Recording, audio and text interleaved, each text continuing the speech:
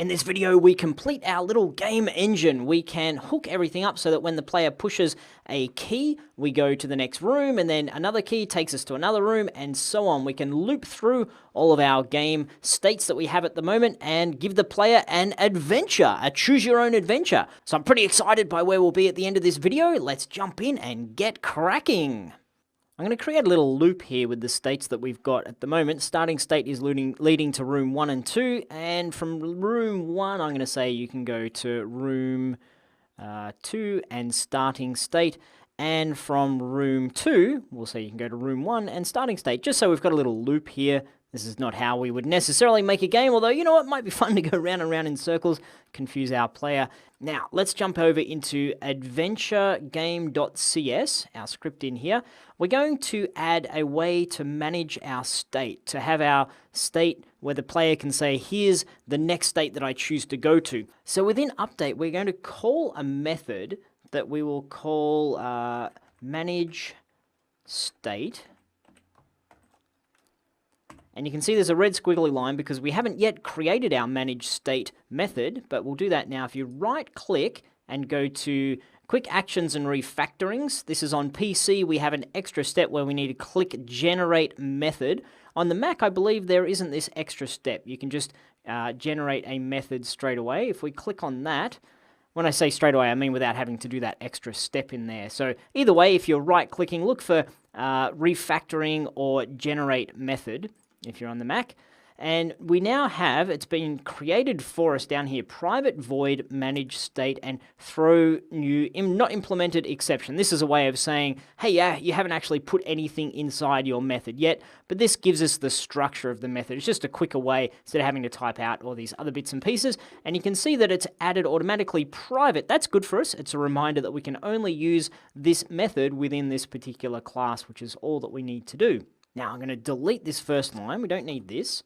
And start off by declaring a variable within this method that we can use to keep track of what the next states currently are. So I'm going to type the keyword var and then next states as our variable equals state.getNextStates and brackets.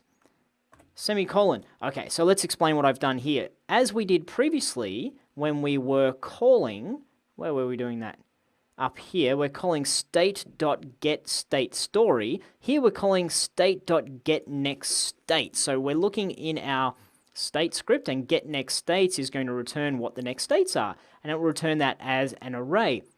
Now you might be saying, why have you used var? Why aren't you using array as our type in here? If you mouse over var, you'll see that Visual Studio knows that this is of type state as an array. We could have typed in here state and our square brackets, and it will be just as happy. It's exactly the same thing. We can use var as our keyword, as a shortcut, as a quicker way of typing it when our variable is declared and also initialized. If we were to go, let's another example. If we go up here to text and we say text component, we know we're telling it it's of type text. However, if I was to say var in here and leave it at that, and Visual Studio wouldn't be very happy. It's like, I don't know what var means. Do you mean this is a string? Do you mean this is a float? I've got no idea because you've given me no context. I'll undo that and scroll back down to our method down the bottom. Within our method, it's common practice to just say var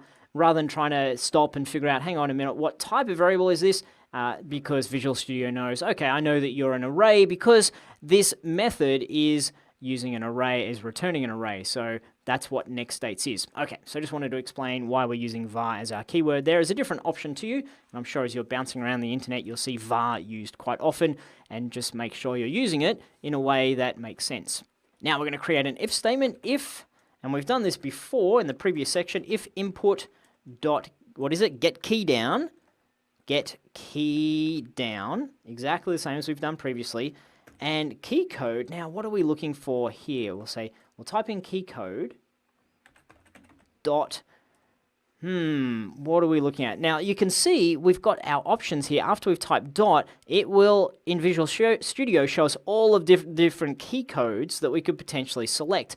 I'm looking for button number 1, key number 1 on the keyboard, and I know that is alpha 1. So I can double click on alpha 1, and that will be our key code. That will be the key that needs to be pressed.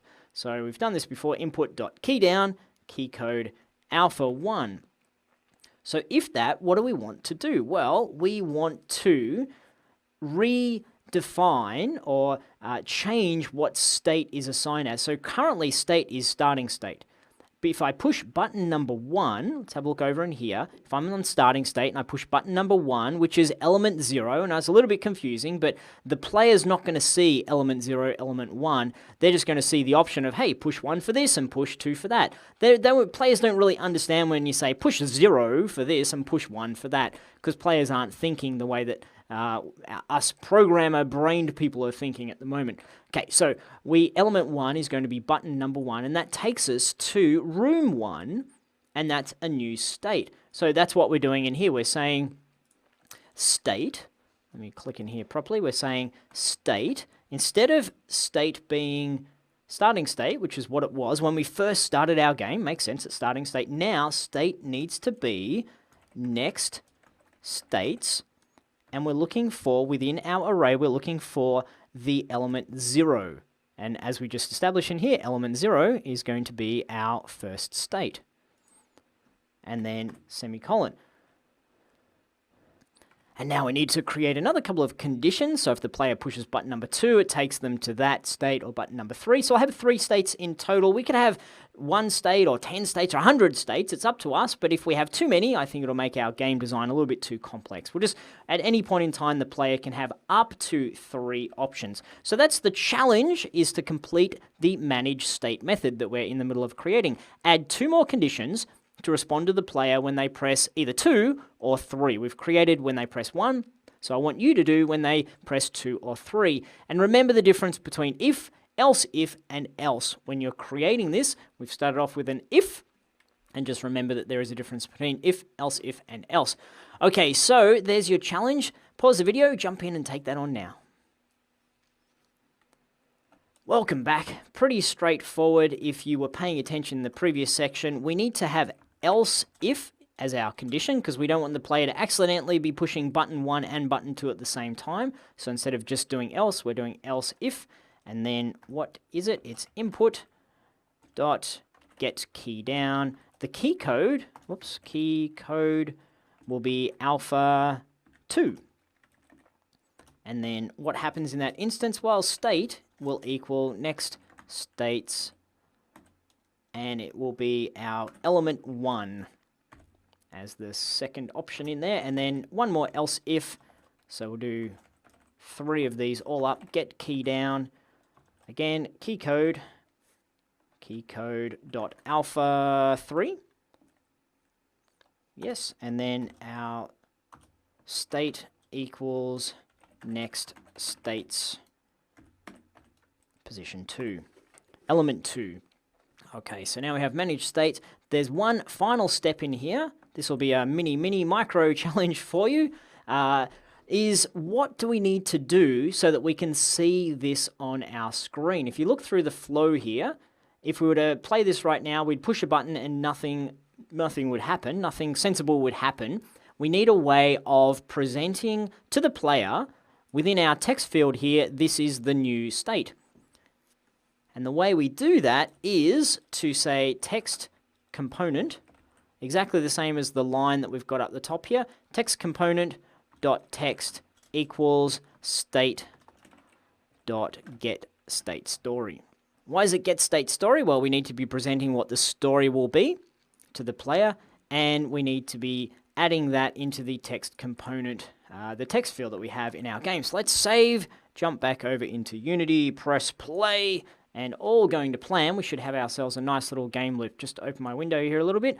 So from our starting state, if I hit keyboard 1 or keyboard 2, it'll take me to room 1 or 2. So I hit 1. Okay, it takes me to room 1. Great. From here, if I was to click on, say, 1 again, that should take me to room 2. That does. And then if I'm on room 2, if I click on button number 2, key number 2, that should take me back to starting state. Great. So I can bounce around through my different states. Excellent. We've got ourselves a little game engine, an adventure game engine. This is wonderful. Very excellent. In the next video, we're going to talk a little bit more about the design and the story and the flow and how to visualize all of your content so you can design it and then incorporate it and bring it into Unity. For now, well done. Great work on working through some of the trickier concepts in this section. You're doing absolutely amazingly, and I'll see you in the next video.